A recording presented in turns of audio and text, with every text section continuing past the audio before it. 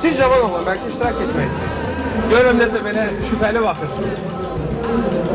Buyurun, gəlin. Özünüzü təqdim edin. Rüfət. Ümumiyyətlə nə fikirləşirsiniz? Mən bir şey fikirləşmirəm. Yəni ki, telefon yaxşıdır. Sadəcə... Yes, Beləliklə, yəqin ki sizdə hansı telefondur, smartfondur? iPhone.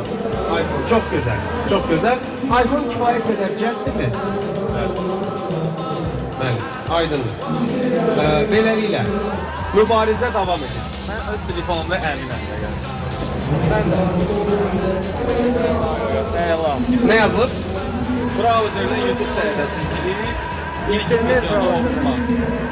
Proqramdan yox. Proqramdan yox. YouTube proqramından yox. Onu belə eləyək də, hamı görsün. Hamı görsün, hamı. Tam şəffaf, hamı görür, hamı əmindir.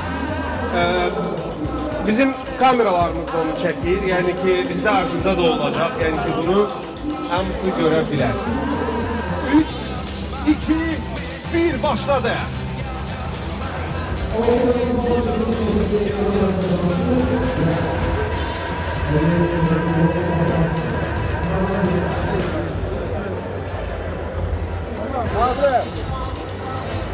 Hazır.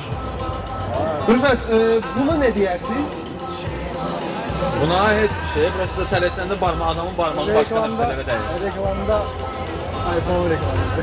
Tələsəndə adamın barmağı başqa nöqtələrə dəyir. Allah bizi başqa nöqtələrdən qorusun. Təşəkkür edirik və siz bizim tabloyla şəkil çəkdirirsiniz və hədiyyəni qazanırsınız. Bəli, tutursunuz belə. Hədiyyəni də verirsiniz, hədiyyəni də saxlayın. iPhone-unuzu da göstərə bilərsiniz. Nokia Lumia birinci oldu. Nokia Lumia birinci oldu ya. Oldu. Təbii ki. Təşəkkür edirəm. Çox sağ olun. Alqışlayaq Rüfəti, yaman mübariz bir iştirakçıydı. Var mı iştirak etmək istəyən? Siz gəlin, buyurun. Zərfləriniz yavaş-yavaş azalır için. Özünüzü təqdim edin. Əlizadə Məhməd. Kim? Əlizadə Məhməd. Əlizadə Məhməd. İdmançısınız. İdmançı. Nə üzrə? Judo üzrə. Yaxşı, biraz biz rastlayını saxlayasınız mı? Nəsə olsa ilkindədir problem, məndə problem yox. Şərtləriniz sizə aydındır. Deməli, mən bir də başlarım. Siz bir zərf, sizdə hansı smartfon ümumiyyətlə baxmaq olar? iPhone-da evdədir.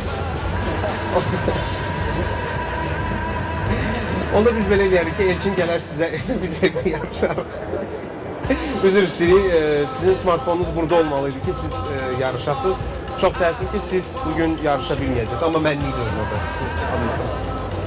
Alqışlayaq idmançımız da, alqışlayaq, fəxrimizdir, idmançımızı alqışlayırıq.